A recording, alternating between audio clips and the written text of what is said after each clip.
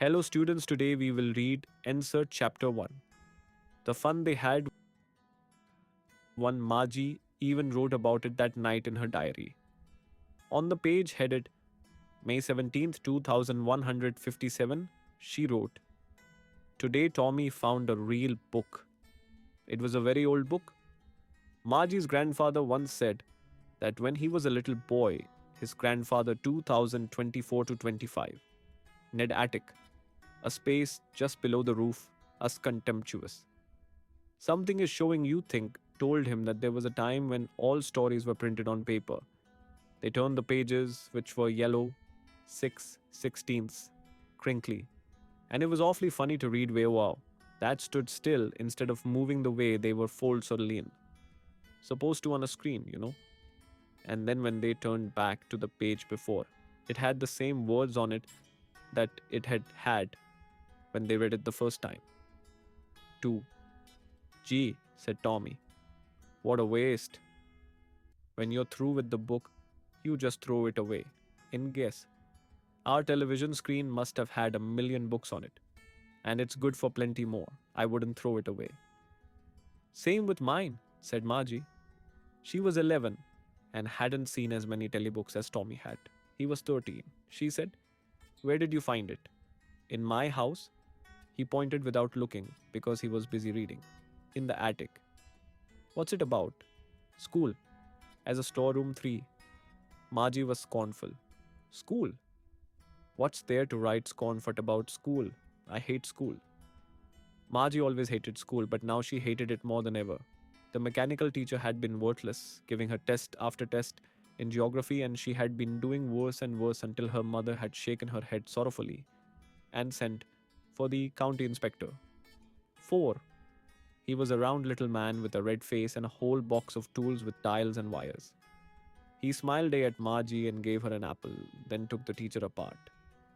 Margie had hoped he wouldn't know how to put it together again, but he knew how all right, and after an hour or so, there it was.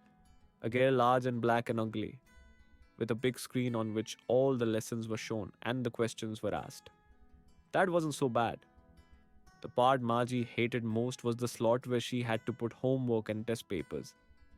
She always had to write them out in a punch code they made her learn when she was 6 years old, and the mechanical teacher calculated the marks in no time. 5. The inspector had smiled after he was finished and patted Margie's head. He said to her mother, It's not the little girl's fault, Mrs. Jones. I think the geography sector was geared a little too quick. Those things happen sometimes. I've slowed it up to an average 10-year level. Actually, the overall pattern of her progress is quite satisfactory. And he patted Margie's head again. Margie was disappointed. She had been hoping they would take the teacher away altogether. They had once taken Tommy's teacher away for nearly a month because the history sector had blanked out completely. So she said to Tommy, Why would anyone write about school? 6. Tommy looked at her with very superior eyes. Because it's not our kind of school, stupid. This is the old kind of school that they had hundreds and hundreds of years ago. He added loftily, pronouncing the word carefully. Centuries ago. Margie was hurt. Well, I don't know what kind of school they had all that time ago. She read the book over his shoulder for a while, then said, Anyway, they had a teacher. Sure, they had a teacher, but it wasn't a regular teacher. It was a man. A man? How could a man be a teacher? Well, he just told the boys and girls things and gave them homework and asked them questions. 7. A man isn't smart enough? Sure he is. My father knows as much as my teacher. He knows almost as much, I betcha. Margie wasn't prepared to dispute that.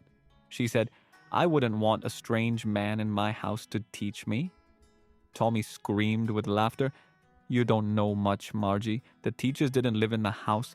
They had a special building and all the kids went there. And all the kids learned the same thing? Sure, if they were the same age. 8. But my mother says a teacher has to be adjusted to fit the mind of each boy and girl it teaches, and that each kid has to be taught differently. Just the same, they didn't do it that way then. If you don't like it, you don't have to read the book. I didn't say I didn't like it, Margie said quickly. She wanted to read about those funny schools. They weren't even half finished when Margie's mother called, Margie, school. Margie looked up. Not yet, Mama. Now, said Mrs. Jones, and it's probably time for Tommy, too. Margie said to Tommy, Can I read the book some more with you after school? 9. Maybe, he said nonchalantly. He walked away whistling, the dusty old book tucked beneath his arm. Margie went into the schoolroom. It was right next to her bedroom, and the mechanical teacher was on and waiting for her. It was always on at the same time every day except Saturday and Sunday because her mother said little girls learned better if they learned at regular hours.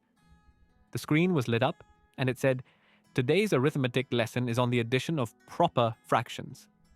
Please insert yesterday's homework in the proper slot. 10. Margie did so with a sigh. She was thinking about the old schools they had when her great-great-grandfather was a little boy.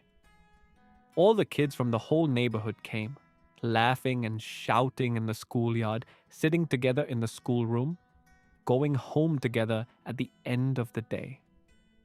They learned the same things so they could help one another with the homework and talk about it. And the teachers were people. The mechanical teacher was flashing on the screen. When we add fractions 1/2 and 1/4, Margie was thinking about how the kids must have loved it in the old days. She was thinking about the fun they had.